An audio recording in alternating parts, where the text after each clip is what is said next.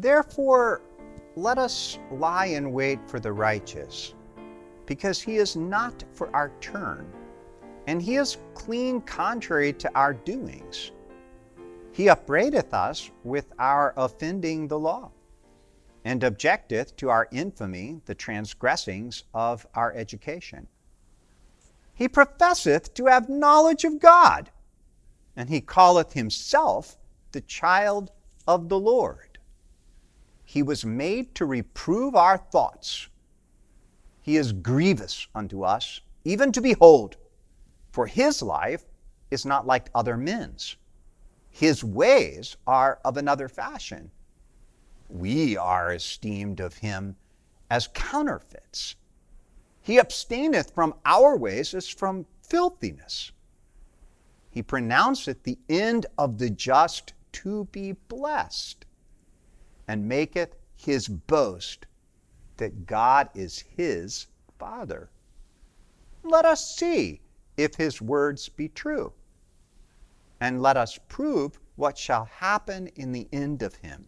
For if the just man be the Son of God, he will help him and deliver him from the hand of his enemies.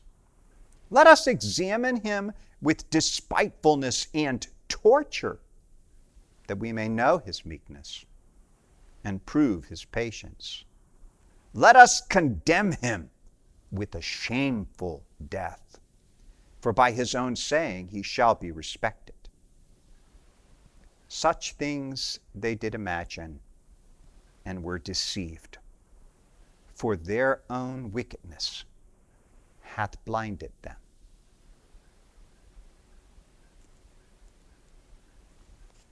The book of wisdom in the Apocrypha, chapter 2. Can you hear those words and not be thinking of Matthew 27? I sure can't. There we find Jesus being led out to be crucified. Above his head on the titular, "This is Jesus, the King of the Jews." The robbers on the right and on the left, and people deriding him, wagging their heads, saying, "You would destroy the temple and rebuild it in 3 days? Well, save yourself. If you are the Son of God, come down from the cross." It's because he was the Son of God that he wouldn't come down from the cross. And it's because he wanted to save them and you and me that he stayed there and suffered and trusted in God and waited for his Father to deliver him. And he died. He died in that trust, even feeling himself forsaken. Eli, Eli, lama sabachthani. My God, why have you forsaken me? Praying Psalm 22 as he hung in agony. And yet he goes into death waiting for the vindication of the Father. Those who loved him picked his body up with permission from Pilate and buried it. And they waited too. And then it came. The vindication of the Father on the glorious morning of Easter. Matthew 28. Marys get to witness it. Mary Magdalene, the other Mary, Salome. They go to the tomb. And there's the great earthquake. And the angel rolls the stone away. And the angel says, "What are you afraid of?" You're looking for Jesus of Nazareth, who was crucified. He's not here. He has risen. Just like he said, "Come see the place where he lay. Then go quickly and tell his disciples he's going before you to Galilee, and there you're going to see him." Just like he told you. And when the women have this good news handed to them, that the Father in heaven has vindicated his Son, that he has lifted him up from the dead and filled him with the life that never ends. They run quickly and go to tell. But Matthew says before they could even reach the disciples, Jesus actually meets them. And here's a place where I think our English Bibles totally screw up. It says in the ESV, Jesus looked at them and said, greetings. Greetings? Seriously? This is the Greek word, charite.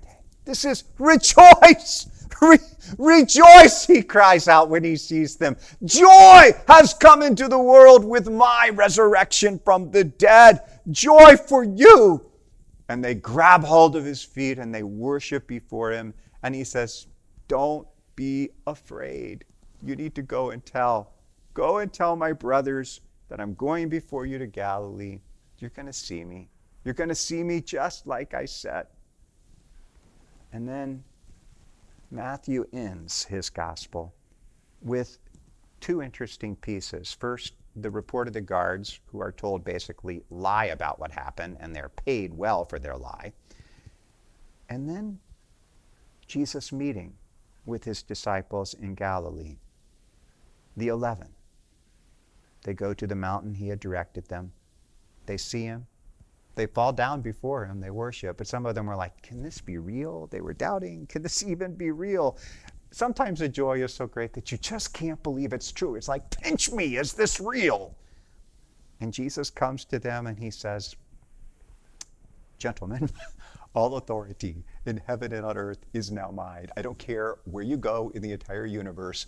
I'm the one that's running it. I, your brother.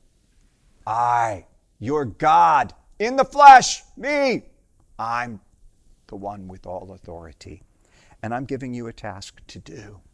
You need to go out and teach every nation, every single one, not just my people, the Jews, not just your people, but go out and preach it throughout the whole world to every single people group in the world.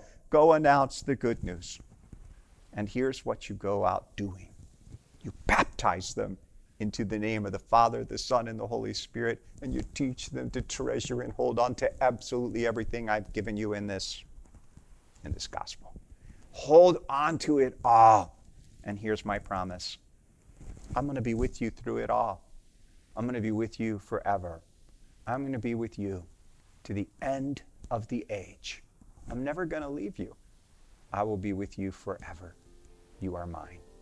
I am the God who is with you. Emmanuel. What a great way to wrap up Matthew's gospel. Want to hear more on this? You need to go in the links below to the Word of the Lord Endures Forever podcast and listen through the entire Gospel of Matthew. It's all there for you. Check it out.